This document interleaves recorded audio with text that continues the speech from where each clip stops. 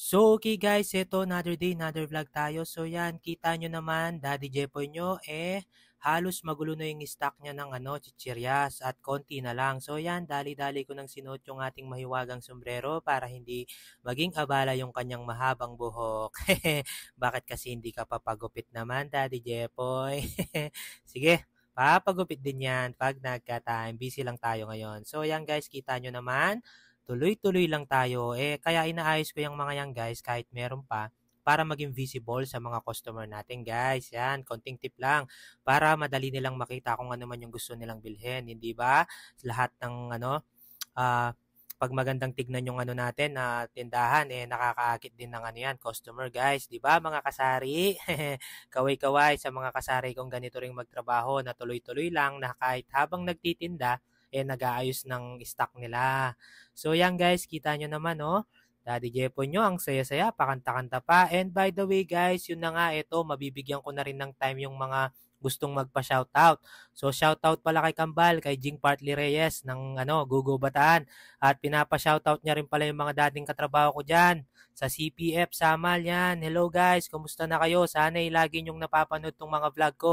At sa mga gusto pang magpa-shoutout, mag-comment lang kayo guys para sa susunod na vlog ko ma-shoutout ko kayo. At shoutout din pala kay Sir Sprongklong sa Canada.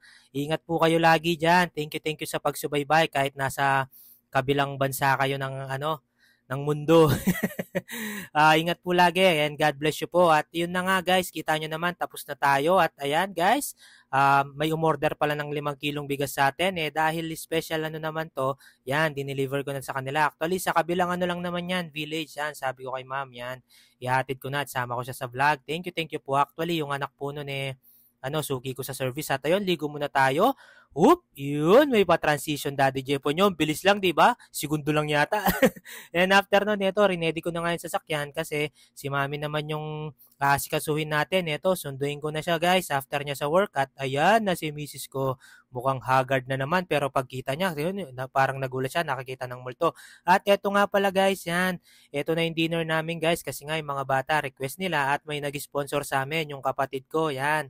Pinabili na ng Jollibee yung mga bata. Siyempre, damay-damay na yan. At eto, nandito na nga kami sa bahay, guys. Yan, kita nyo naman, di ako pinapansin ng mga pamangkin ko.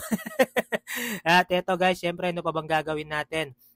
Aasikasuhin ko naman yung mag-ina ko, tsaka yung mga family ko, yan. Ito yung pinakamasarap sa pakiramdam guys pag nagbi-business, yan. Full time ka sa family mo. At yan guys, kakain na kami. Siyempre, ito yung pinakamasarap na part. Kasama kong kumakain yung family ko guys, yan. Kita nyo naman, ang saya na naman namin. So yun lamang guys, bebe time muna. Bye-bye, finger heart kay sa akin.